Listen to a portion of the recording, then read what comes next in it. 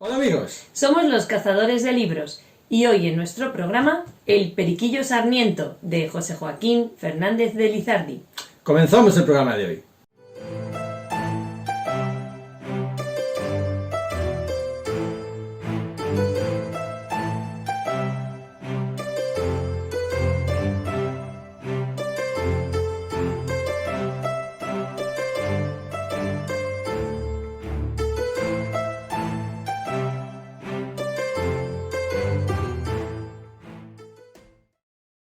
El Periquillo Sarniento, de José Joaquín Fernández de Lizardi. Este libro, publicado en México en 1816 y que es el motivo del programa de hoy. Y nos lo había recomendado para que hiciéramos un programa. Y no podíamos desasistir esta petición, ¿verdad? Sobre todo porque así han sido bastantes. El libro en principio no le conocíamos, es la verdad. Pero nos hemos ido internando en las páginas del Periquillo. Nos hemos ido sufriendo con él, sobre todo riéndonos con él, un montón, ¿eh? No pensábamos que era un libro tan gracioso, ¿verdad?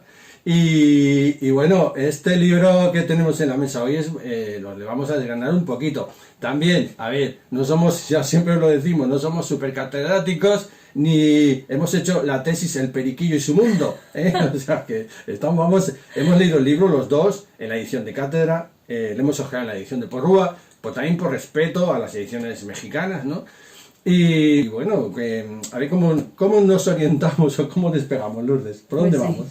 Bueno, lo principal es decir eso, que sí que se trata de la considerada como primera novela publicada en Latinoamérica y es que es de vital importancia, ¿no? A partir de aquí ya todo este género y todo este desarrollo, ¿no? de la literatura de habla hispana en los países de Latinoamérica, pues luego ya es un boom.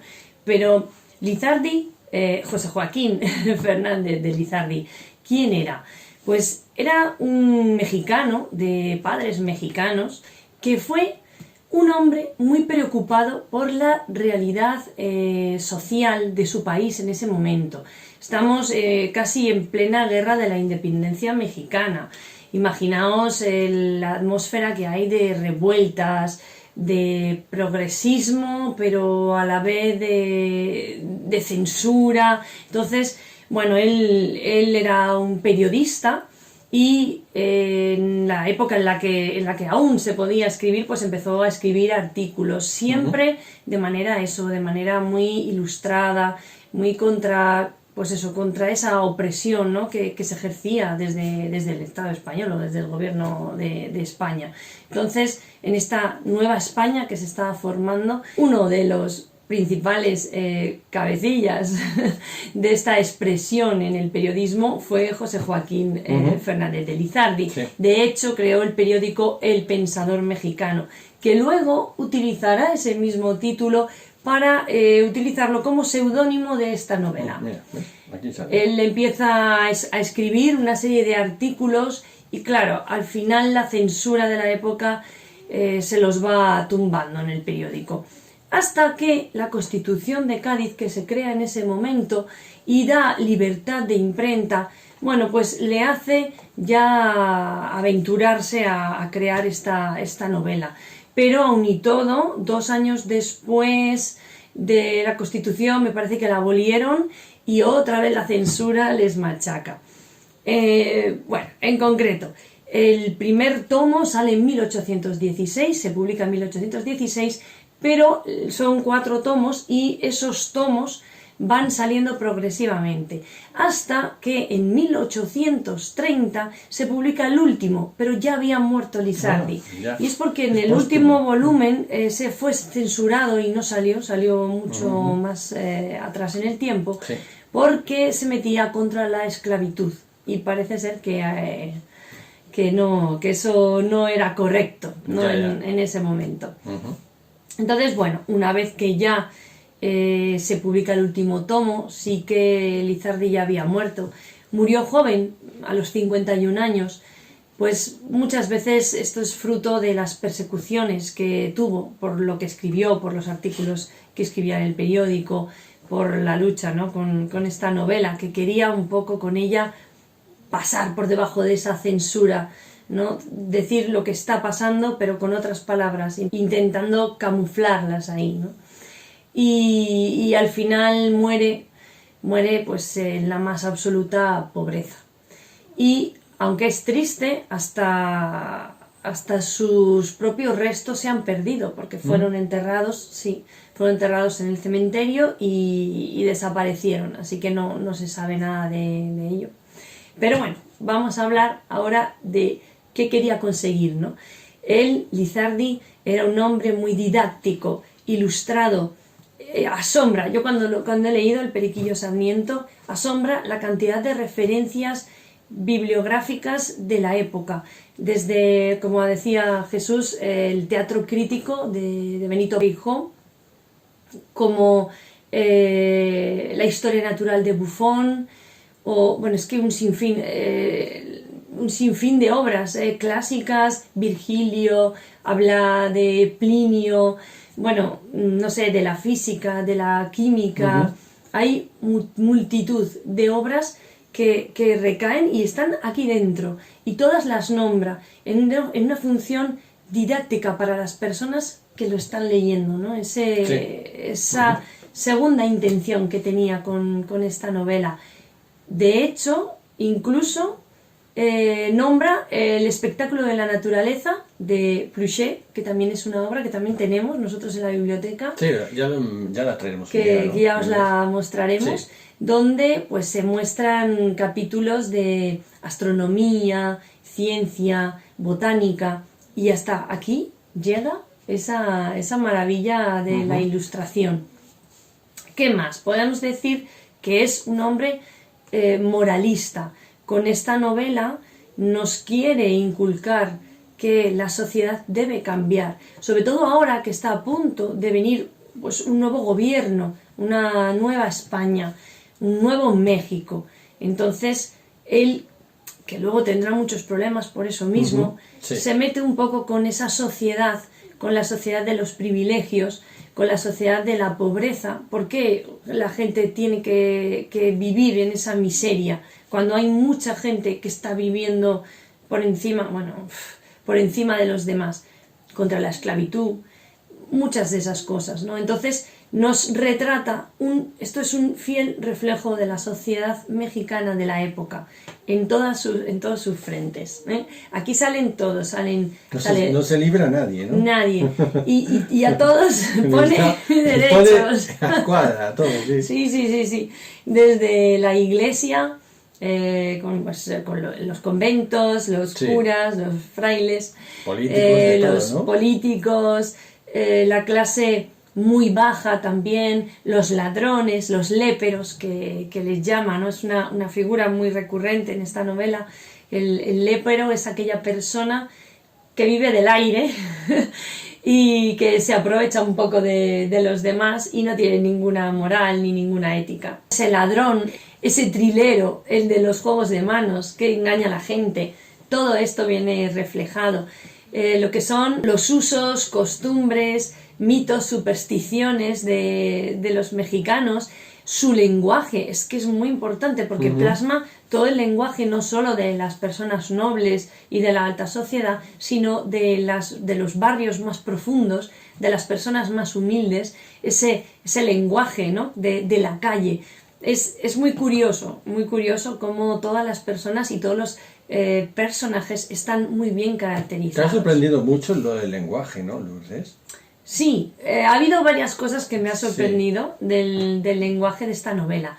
Evidentemente, las palabras mexicanas, propiamente, que en esta edición que tenemos de cátedra vienen muy bien en las notas al pie explicadas, porque a veces no siempre se entiende. Claro, sí. Pero también me ha sorprendido que creo que el español en aquella época era muy parecido al habla hispana que tenían en México.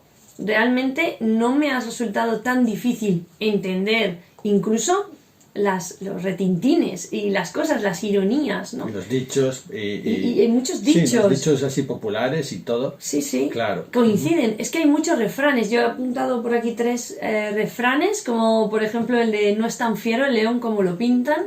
que aquí Bueno, dice, sí. no es tan bravo Sí, el león como lo eso te iba a pinta, decir, sí. pero me asombra porque Sí. todavía son frases que se utilizan hoy en día. Sí, aquí, además, Aquí. bueno, quizá el lenguaje de un ilustrado no se escapaba o no quería escaparse mucho del lenguaje de un ilustrado culto también en España, ¿eh?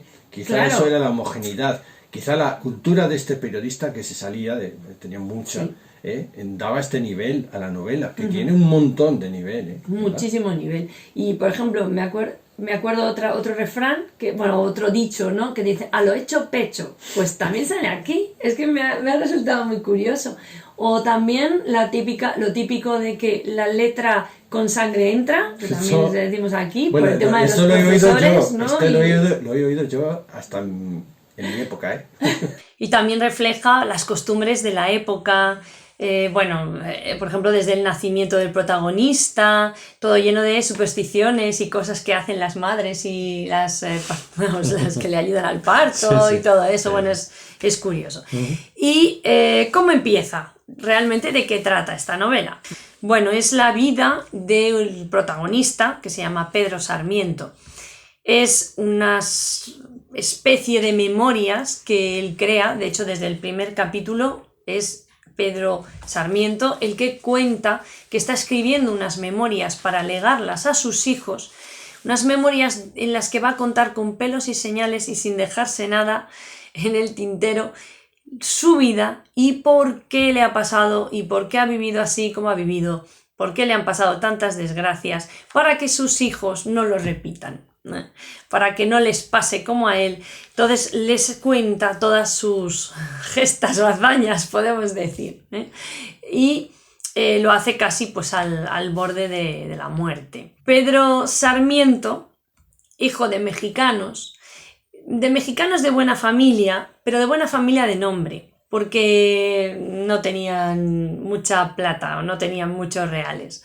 Entonces los padres, tiene una madre que le mima muchísimo desde que es muy niño, que todo le consiente, entonces se hace un niño, pues sí, eso, consentido, que hace lo que le da la gana. Muy vago, realmente. O sea, realmente, si se puede decir algo del personaje... Pintando, vaya, que estás haciendo una pintura. Bueno, es lo que le pinta el libro, ¿eh? Pero es verdad, él mismo lo dice, porque sí. Claro, él se pone los propios adjetivos, se los pone él, ¿no? Sí, entonces sí. Él se define como un hombre de buen corazón, o sea, él es bueno por naturaleza, pero la sociedad, sus padres o donde le ha tocado vivir, le ha arrastrado a dejarse liar y dejarse llevar por esa vagancia que también tiene de forma natural, que no lo digo yo, que lo dice él mismo.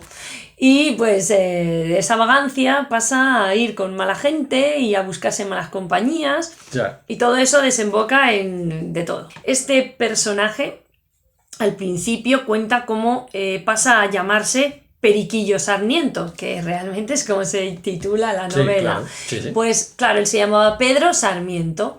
Y de pequeño, pues su madre le llevaba al colegio y él iba con una chaquetilla verde, con unos pantalones amarillos, y entonces, como le llamaban Pedro, pues de Pedro Perico, Periquillo, pues como un periquito, como un periquito, ¿no? Periquillo. Y una vez de pequeño también, pues pasó la sarna, y entonces en vez de Sarmiento, ¡ay, qué graciosos! Se quedó con Sarmiento. Por lo del apellido. Ay, qué mala baba, ¿eh? Sí, de hecho es una de las cosas que aparece en un capítulo de la novela, ¿no? Diciendo que jolín, que qué mal, la gente, los muchachos, qué malos son poniéndose motes unos a otros, ¿no? Que esta costumbre tan arraigada, me imagino que hay en México, pero aquí en España igual, de poner motes a la gente según su apariencia o cómo se llame o cómo tenga el apellido, pues es algo que te marca de por vida. Y quiere también decirlo en esta novela, ¿no? Tiene una madre que le consiente todo, le protege, es una sobreprotección maternal lo que tiene, y por el contrario, tiene un padre que tiene muy bien amueblada la cabeza y quiere que su hijo tenga un oficio, porque ya le ve que para estudiar no va a valer, que es muy vago, que no hace nada, que es que no hace más que liarla. Entonces, ya claro, como ha tenido muchos problemas con profesores y le han dicho esto y lo otro sobre su hijo, pues dice, mira, vamos ya a sacarle del colegio, o ya cuando acabe el colegio, voy a buscarle un oficio, aunque sea, pues yo qué sé, de zapatero, de lo que sea. ¿Para qué? Para que tenga un oficio y cuando yo falte puedas mantener a tu madre, porque si no, ¿qué vamos a hacer? Y la madre, no, ¿cómo puede ser? No, mi hijo, ¿qué van a decir? ¿Qué va a decir la familia? Claro, la familia que venía pues como de buena familia o de buen nombre, y eso de trabajar como un vulgar, yo qué sé, carnicero o un lechero, o pues para ellos no cabía, para la mujer no cabía en su cabeza, ¿no? Entonces, ¿no? ¿Cómo puede ser? Y bueno, pues al final sí que mandan a estudiar al hijo, hace el bachiller, a trancas y barrancas, que no se entera de nada, se ve, que lo único que hacen es pues hacer maldades a otros alumnos. Mira, aquí hay un poco, fijaos la época, y se puede ver ya que había ese bullying que hay en los colegios hoy en día, ¿no? Que se llama ese perseguir a los otros o reírse de los otros, pues ya lo había. Y así un poco os cuento el inicio, ¿no? Después ya de salir del bachiller, que ya se ve que la cabeza muy amueblada no la tiene, pues decide seguir, él quiere estudiar una carrera.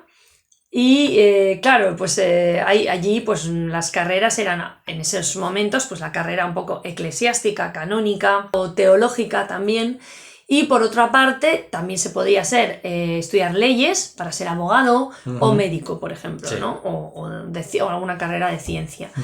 Y bueno, pues él ve que no quiere. A ver, realmente él quiere seguir estudiando para no hacer nada. Entonces él quiere irse a lo fácil. Dice, bueno, pues estudiaré algo de eso, de eclesiástico, y para ser cura y ya está, y punto, ¿no? Pero bueno, por unas cosas que suceden, al final, que no hace nada, vamos. Y sí que en un momento dado, al final tiene que decidirse y dice, pues mira, voy a ver si convenzo a un amigo mío que me ha dicho que me puede meter, a un tal Manuel Pelayo, que es otro personaje que también se las trae, a ver si me puede meter en el convento de no sé dónde, porque mira, he decidido ser fraile. Porque aquí me están queriendo meter, mi padre me va a meter para médico y para abogado, y eso va a ser estudiar todo el día. Me han dicho que esto de la teología es mucho peor, que tengo que estar ahí, que aprender latín y de todo. Bueno, total, que se mete fraile. Y aquí viene uno de los episodios que a mí me ha gustado mucho, y es que está un día de fraile y ya se quiere salir. Y es que os lo voy a leer, porque es que es muy gracioso. Lo he buscado, que era, a ver... A mí me gusta mucho, es que me hizo reír un montón, ¿no? O sea, imaginaros una persona de estas que es que no quiere hacer ni el huevo, no quiere hacer nada, ni palo, ¿eh? Y dice, ¿y cómo puedo hacer para no hacer nada? Y para intentar salir de la situación, ¡zas!, le meten ahí al convento. Ya lleva unas horas y ya está un poco frustrado. Revuelto, ¿no? Sí, dice... Maldiciendo y renegando, como os digo, me quedé dormido cerca de las 11:30 de la noche, y apenas había pegado mis párpados cuando entra en mi celda un novicio despertador y me dice, hermano, levántese su caridad, vamos a maitines. Abrí los ojos, advertí que era fuerza obedecer y me levanté echando sapos y culebras en mi interior.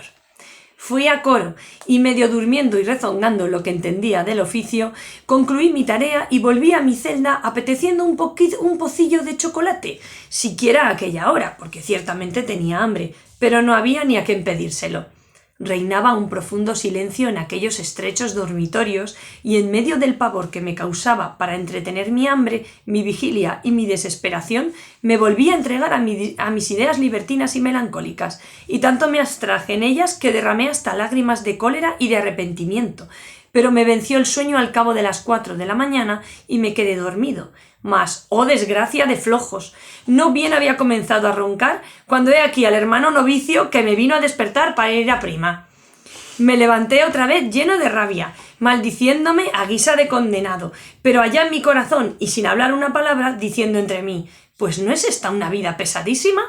Habráse visto empeño como el que ha tomado este frailecillo en no dejarme dormir. Él es mi aguizote, sin duda, es mi Pedro Recio en México, pues si aquel le quitaba a Sancho los platos de delante luego que comenzaba a comer, este me quita a mí el sueño luego que comienzo a dormir. Y así llega un rato y ya no puede más, ¿no? Y entonces dice,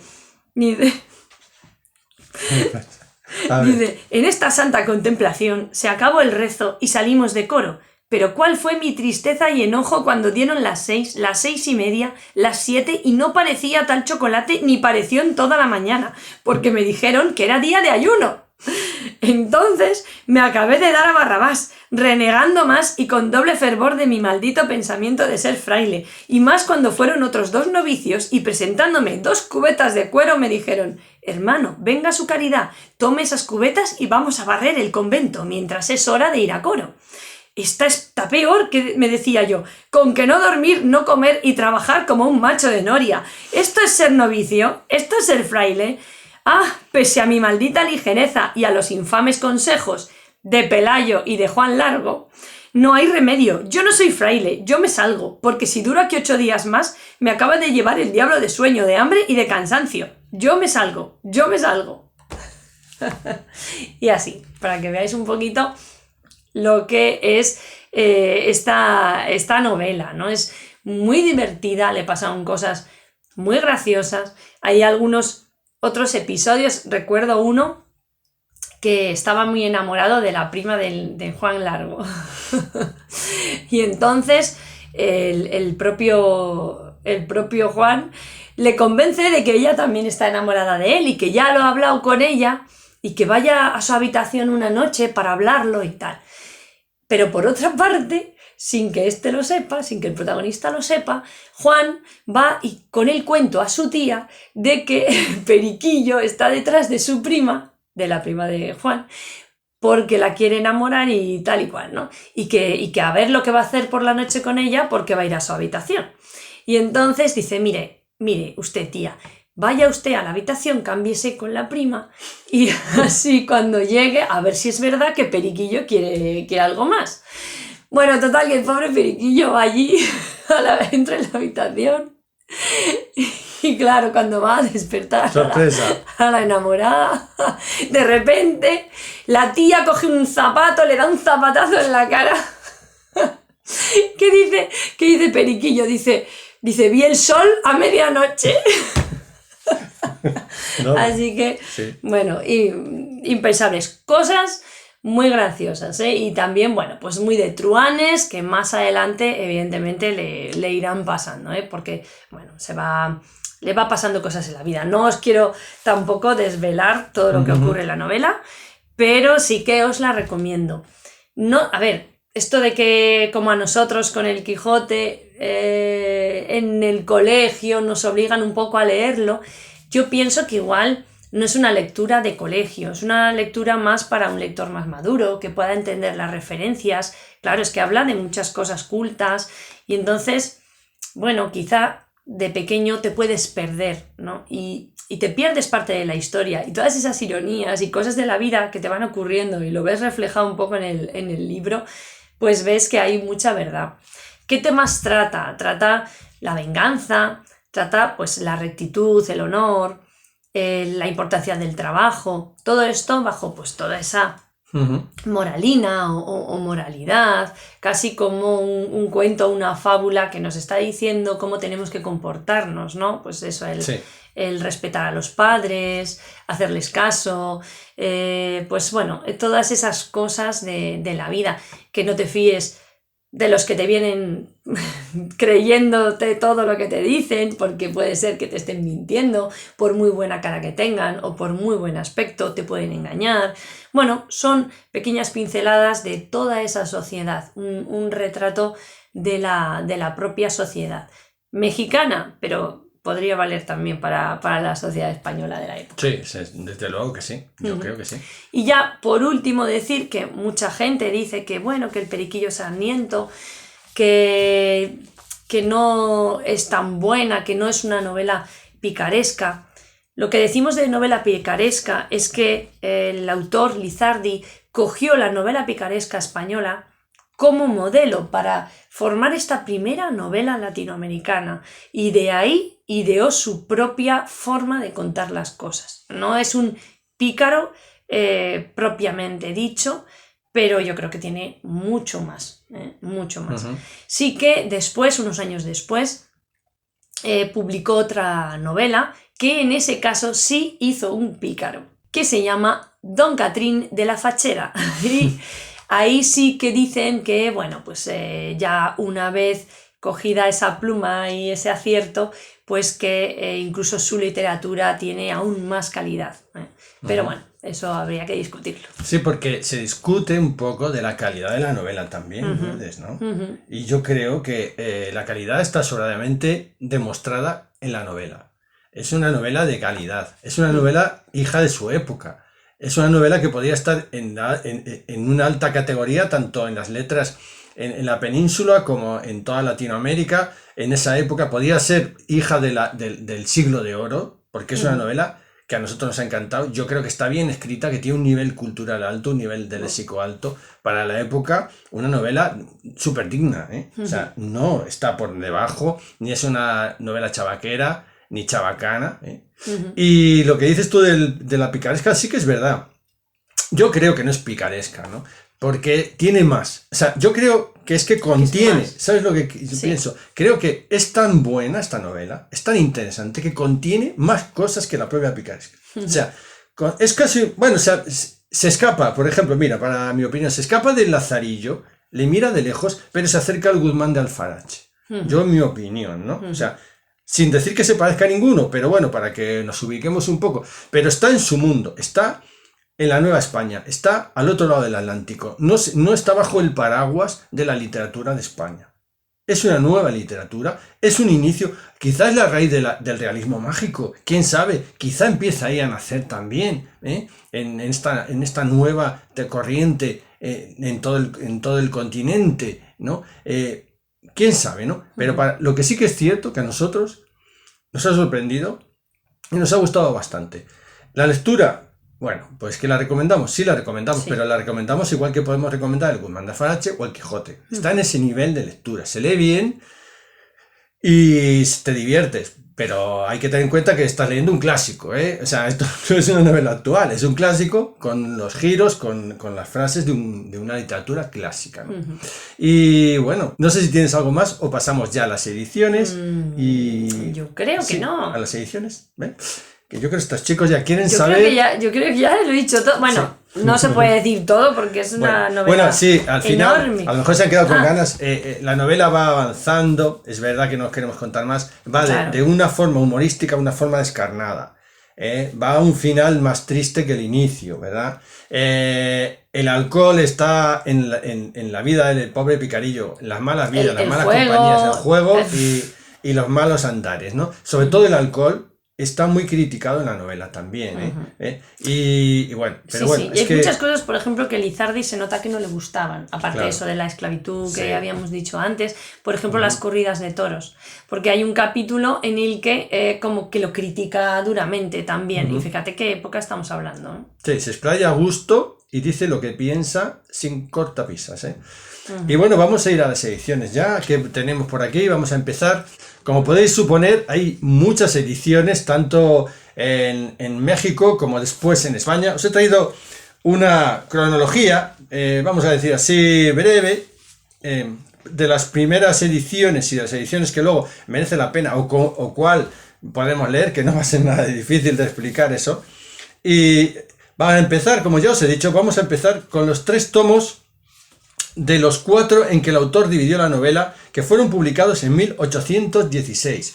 Como bien ha dicho Lourdes, el último tomo no apareció hasta la edición de 1830 y 31. Ya es un tomo póstumo, ya fallecido el autor, que no pudo ver terminada la impresión de su obra, tristemente, sí que es verdad, ¿verdad? Según Luis González Obregón, en sus notas bibliográficas a la obra del pensador mexicano, él nos dice y él cuenta que hubo 9 ediciones de la novela entre 1816 y 1885, o sea, 9 ediciones en la época, en finales del siglo XIX, la época en que vivió Lizardi. Lo que, bueno, todos consideramos, y él también, un cierto éxito editorial para el siglo XIX, porque editar 9 ediciones en ese corto espacio de final de siglo, no muchos libros lo consiguieron, En 1842 aparece lo que, según Palau, es la mejor edición, que es la edición que nos imprime la librería de Galván. Aquí, pues bueno, yo os voy enseñando aquí fotos de los volúmenes, nos me ha costado encontrarles, porque estas fotos como son súper antiguas, ¿eh? Por cierto, que esta edición la podéis ver, os voy a dejar ahí también el enlace de la página de Cervantes, del Instituto Cervantes Virtual. Aquí podéis ver el enlace porque si lo podéis leer, os lo vamos a dejar abajo en la descripción para que lo podáis leer. Está íntegra en este enlace, esta edición de 1842 de la librería de Galván. O sea que bueno, está bien, si alguno tenéis curiosidad y lo queréis leer, pues en esta primera edición se puede leer, ¿eh? Luego, la siguiente edición en 1845, aparecen también los 4 volúmenes, es una quinta edición también editada en México, que viene con unas 60 láminas y empiezan a salir con ilustraciones, dicen que las llaman láminas finas, pone así, en la propia edición, ¿no? En 1853 sale la sexta edición. Estamos desgranando un poco todavía finales del siglo XIX. La sexta edición en la imprenta de Murguía y Compañía. Es una edición corregida, que está muy bien, ilustrada con notas y adornada con muchas láminas también, la editorial México J. Valdés y Cueva y R. Araujo nos saca una nueva edición en 1884. Como veis, estamos desgranando las 9 ediciones que os comentaba. Otra editorial mexicana, en 1884 nos saca otra edición, tipografía literaria de Filomeno Mata, en 1884. Y ya llegando, raspando el final del siglo XIX y casi inicio del siglo XX, José Vallesca y compañía en México y también ya en Barcelona nos saca una edición de lujo, porque sale con cromo, litografías en color. Que ya empieza, mira, aquí tenemos una. Bueno, ya empieza a ver las primeras ilustraciones en color. Es una edición estupenda y que se publica, lo curioso, esto se publica por entregas. Que me llamó la atención y además indagó un poquito, digo, a ver cómo eran estas entregas de finales del siglo XIX, ¿no? Y según parece salían cuadernitos de 20 páginas, porque claro, el libro es gordo, pero claro, si no, el Televentina hace 2 entregas, ¿no? Sí. En cuadernitos de 20 páginas que costaban 12 centavos y medio en México, cada cuadernito. Y venía con sus... Sí, pero es que las cromolitografías las vendían sueltas. Entonces te las daban y las metías en el libro, luego cuando lo querías encuadernar ya, ¿no? Y pasando ya al siglo XX, tenemos en el primer año del siglo XX, en 1901, que esto es lo curioso, que he indagado un poquito esta edición de Mauzi Hermanos. En Barcelona, en 1901, intenta buscar la portada de este libro y no la he encontrado. No lo sé, ni siquiera hemos podido nosotros encontrarla para tener posibilidad de traerla al programa, no traerla, porque queríamos traer la primera edición del Periquillo Sarmiento publicada en España. Y por lo que veo, por lo que he indagado, es esta de Mauzi de 1901. Os digo un poquito de qué va esta editorial de Mauzi, ¿no? En Barcelona, porque Manuel Mauzi Battistini, según parece, recaló en Barcelona en 1892, que funda allí la editorial Mauzi. En ese año se especializa, muy curioso, en el libro de bajo precio y de ínfima calidad material, lo que le convierte en unas grandes tiradas que le da una fortaleza económica enorme y en una auténtica pesadilla para la competencia, la verdad. La empresa protagoniza una formidable expansión jalonada por varias etapas. Una de las más destacadas tiene lugar a partir de 1901, que es cuando, según parece, lanza este Periquillo Sarmiento. Justo cuando expande su empresa Mauzi aquí en España, lanza el Periquillo Sarmiento y le hemos intentado buscar, pues no ha sido posible. Y es curioso, bueno, tengo aquí más datos. A raíz de ello, una revista del ramo, que me ha gustado, te he traído esa reseña de la revista, dice de esta editorial, dice: la casa Mauzi lleva publicadas unas 300 obras entre traducciones y originales, que representan 400 volúmenes distintos. Su producción anual se calcula en 1 millón de tomos de una peseta. Pero bueno, aunque sea de una peseta, 1 millón de tomos de una peseta, lo cual representa 240.000 tomos trimestralmente, o sea, 80.000 mensuales.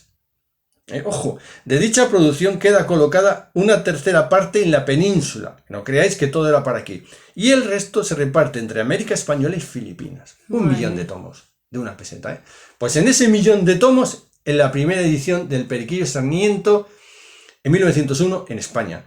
Nosotros no la hemos podido pillar, pero así que hemos rascado y hemos buscado la siguiente, que es, rapidito, en 1930, Ramón Sopena publica su historia, su libro del Periquillo Sarmiento, en Barcelona. Nosotros hemos traído la edición de 1935, 5 años después, que es la misma, aquí la tenéis, de Ramón Sopena, con una portada en una cromolitografía, en rústica, en papel, pero es muy chula, nos ha costado buscarla, ¿eh? Queríamos traer una primera edición en España, es una edición que, por cierto, viene sin desbarbar, viene sin cortar, no le hemos querido cortar las hojas, como veis aquí, os estamos enseñando, porque la vamos a dejar así, porque, ¿verdad? Tiene una letra minúscula. A dos columnas, es casi una letra de periódico, pero tiene el encanto de ser una primera casi edición en España, muy curiosa, aquí en Barcelona por Ramón Sopena, y bueno, pues la queríamos enseñar un poquito, como veis, como la que nos estamos refiriendo. La hemos ojeado un poco, como podéis comprender, no se puede ojear mucho porque están las hojas sin cortar y no queríamos hacerlo. Y no sabemos, lo que hemos visto sí que se puede equiparar a las otras ediciones que tenemos, tanto de Cátedra Porrúa, pero bueno, no sabemos si está exacta, ¿eh? No sabemos si se han comido algo, si han censurado algo, eso no lo sabemos todavía. Puede ser que sí, porque en estas primeras épocas que se publica en España, Ramón Sopena lo hace con otras ediciones, las censuran un poquito, las resumen un poquito, entonces es posible. Pero bueno, lo queríamos traer al programa para que vierais lo que se puede considerar casi la primera edición en España de Ramón Sopena, porque la de Mauzi pues no la hemos encontrado, ni siquiera la foto, ¿eh? Luego viene ya otra edición, en 1940, Ediciones Cicerón hace otra edición, ya para saltar a 1942, con la editorial Estilo, en México, hace una edición con prefacio de Octavio N. Bustamante y grabados en madera de Julio Prieto. Es una edición en plena piel editorial con sus dorados, muy bonita, que tiene las litografías de la edición de 1842, una edición bonita, muy interesante también. Ya nos vamos ahora ya a otro de los clásicos de las editoriales mexicanas, como es la editorial Porrúa. Tenemos aquí una edición del Periquillo Sarmiento de Porrúa, esta es la decimoséptima que hemos traído, pero es que el Periquillo Sarmiento se publica ya en la editorial Porrúa, en esta colección, en la colección de escritores mexicanos en 1949, que ya ha llovido y escampado, La ya mítica librería Porrúa, que fue fundada en 1900, o sea que bueno, tiene ya un recorrido y una solera en México ya muy, muy grande. Fue fundada por 3 hermanos asturianos, por José Indalecio y Francisco Porrúa, con el lema, que era súper claro, de entender cultura al alcance de todos. Lanzaron colecciones en rústica a bajo precio que sirvieron para poner miles de títulos a disposición de todos los lectores. Precisamente su colección más famosa, titulada Sepan Cuántos, que es en esta la que tenemos aquí. Aquí lo pones, Sepan Cuántos. El número 1 de esta colección, en 1959, 10 años después de haber salido ya en la editorial, 10 años, el número 1 fue el Periquillo Sarmiento, que es la que tenemos aquí. Sepan Cuántos, sí. Número 1. Y nosotros hemos conseguido del año 1981, que es la edición que hemos conseguido, la 17ª edición en esta colección, este número 1 de Sepan Cuántos, y nos parece... Bueno, pues es un homenaje un poco también a que hemos querido buscar esta edición, porque al fin y al cabo es un libro mexicano, un libro que se escribió en México, que contó cosas del pueblo de México, que cuenta cosas del origen y de la historia de México, y queríamos tener un libro editado en México, y bueno, de esta solera como es de la editorial Porrúa. Hombre, no podíamos traer el de 1959, evidentemente por el precio del libro, ¿no? Pero hemos intentado ir al más así... el más parecido y el más cercano a esas fechas, ¿no? También está en 2 columnas. Sí, también. en 2 columnas, está bien el libro. Mira, tiene un prólogo interesante. Sí, de Jefferson Rea Spell. Sí, que está muy bien, cuenta un poquito, pues eso, el autor y su época, el impacto de Periquillo, qué supone esta obra. Tiene luego también unas notas bibliográficas. Tiene, me parece que también una explicación del momento en que está escrita la obra. Bueno, tiene una serie de prefacios que explican un poquito el libro. Está bastante bien el libro. Y bueno, el libro está bien. Hemos comparado un poquito. El texto está bien. No tiene un estudio ni datos al pie de página tantos como tiene Cátedra, claro. Pero es un libro bien para leerlo, ¿no? En el 2007, queridos, ya estábamos por la edición 30ª en Porrúa. En esta colección, sepan cuántos, en el 2007, 30ª. O sea que ahora ya, pues yo no sé en cuál estaremos, pero bueno, fijaros qué cantidad de ediciones se han hecho del Periquillo Sarmiento por la editorial Porrúa. En el 1976, una nueva edición de la Editorial Nacional en España, en tapa blanda, esta vez son los 2 volúmenes. Es una edición que está preparada por Sainz de Medrano, y la reseña, y el autor nos dice en la reseña, que lo he copiado porque es muy interesante, Lourdes, de oír. Y dice que es la primera novela hispanoamericana, y se escribe en la tradición de Lazarillo de Tormes y del Diablo Cojuelo. Yo no diría tanto, pero bueno.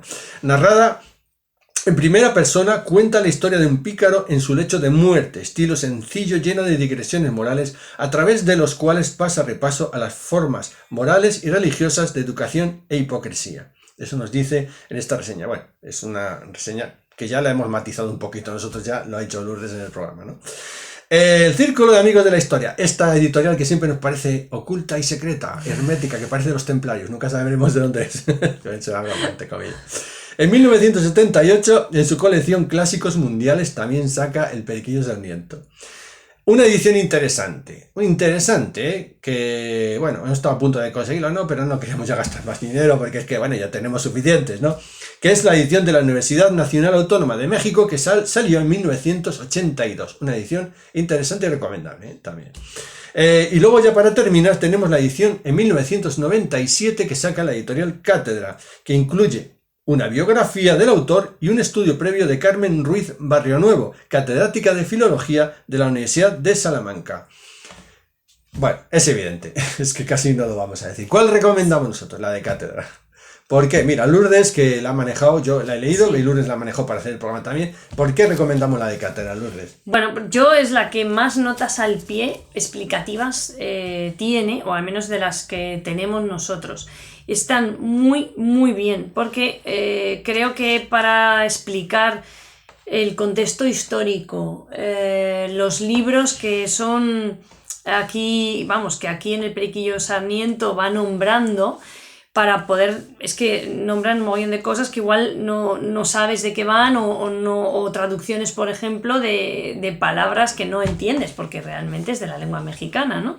Pero bueno, es que hablan de todo, porque se habla del Concilio de Trento, por ejemplo, de lo que es claro, Huasteca, ¿no? Pues dice amplia zona de la Sierra Madre Oriental al noroeste de México. Claro, hay cosas que un mexicano podría saber, pero un español no. Entonces, aun y todo, también para los mexicanos viene muy bien, porque mira, por ejemplo, aquí aparece cita de Jenofonte recibida a través de Nicolás Jamín. Entonces te lo pone. Realmente está lleno de citas históricas, clásicas, de la Biblia. Es un compendio, este libro es un compendio, eso sí.